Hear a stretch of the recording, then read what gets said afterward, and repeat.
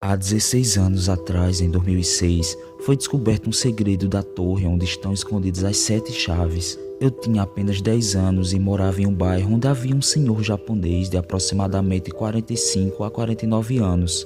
Ele tinha uma loja de VHS e mangás, localizada nos fundos de sua casa, que dava para uma rua.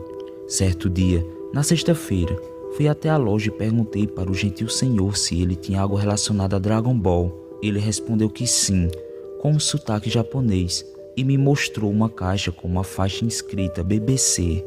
Ele me permitiu vasculhar a caixa e colocar as mãos em qualquer coisa que eu quisesse, onde encontrei mangás do clássico e do Z, além de fitas VHS de Dragon Ball GT. Porém, no fundo da caixa tinha uma fita VHS preta com um papel escrito a caneta, AF, que me conduziu à descoberta do tal segredo. Perguntei sobre a origem da fita com o nome AF ao senhor japonês e observei seu semblante de terror. Ele solicitou que eu lhe desse a fita, o que fiz com certa apreensão. Percebendo a situação estranha, perguntei-lhe sobre o seu estranho semblante. Ele respirou profundamente antes de dizer que contaria no dia seguinte. Saí dali com uma fita VHS do Dragon Ball GT e comecei a assistir o episódio 55, que tratava do plano de Vegeta e Bulma. Durante o episódio, Vegeta menciona algo sobre o Super Saiyajin 5, o que me deixou bastante curioso. Eu acho perfeito. Kakaroto miserável. Você pode se tornar o Super Saiyajin 4 ou 5, dane-se.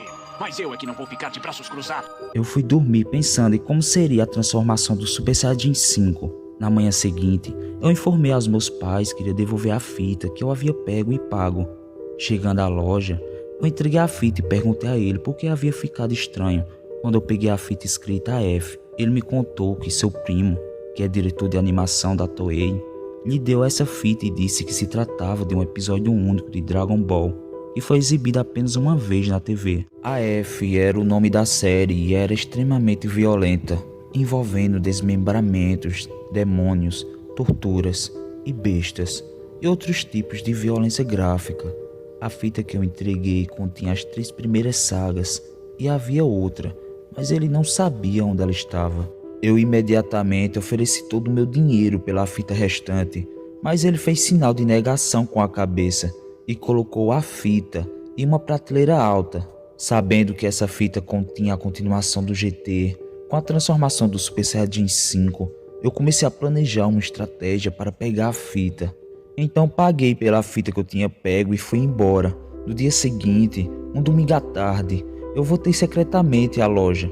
Quando vi que ele não estava atrás do balcão, subi e peguei a fita cuidadosamente. Antes de sair correndo, cheguei em casa e escondi a fita no meu short. À noite, quando meus pais não estavam olhando, liguei a TV Turbo e toquei a fita. Finalmente, eu vou assistir o episódio que continha a transformação do Super Saiyajin 5, tão esperada. Era 12h30 da madrugada. Com emoção, limpei a TV e coloquei a fita, que começou logo com a logo da Toei, com uma música estranha. A primeira saga era de Zaiko. Esta saga era até normal, tinha muito sangue, mas fora isso nada demais. A cena seguinte era de ver o Goku. A fita tinha legendas em português, já que não tinha dublagem. Na saga Evil, Goku havia muito sangue, e o Goku maligno era assustadoramente malvado e matava os humanos sem nenhuma piedade. A última saga foi a mais sombria das 3. A trilha sonora era metal pesado e dava um pouco de medo. As 3 sagas tinham em média 10 episódios de 10 minutos, que era muito pouco comparado com os episódios de Dragon Ball Z. Eu assisti com o volume 1, para que meus pais não acordassem e não me dessem uma bronca. Eu pensei como iria devolver a fita ao senhor japonês. Após pensar uma hora, pensei em entregar no mesmo horário da última vez que peguei a fita. Então fui lá, subi no balcão e coloquei na mesma prateleira. Me escondi do lado de fora para que ele não desconfiasse. Ele vinha chegando e eu apareci na porta e disse oi e pedi para vasculhar a caixa de Dragon Ball. Enquanto eu vasculhava, ele me disse: você pegou a fita escondida, não foi? Eu, assustado, olhei para a cara dele e disse gaguejando: não. Ele disse: você acha mesmo que eu não fosse pegar nela nesses 3 dias? Eu, sem palavras, fiquei calado, até que ele disse: ficou curioso para saber o final da saga, não foi? Eu olhei para ele enquanto ele entrava dentro de um cômodo. Ele pegou uma caixa de sapato e abriu. Lá estava a maldita fita escrita em japonês que seria uma parte 2. Então ele disse: "Você pode assistir, mas com uma condição. Caso a Toei venha atrás de mim e do meu primo." Aí eu disse: "É só uma fita, por que tanta preocupação?" Então ele disse: "Essa fita só passou uma vez na TV japonesa e a Toei recebeu várias reclamações dos pais pela violência da saga.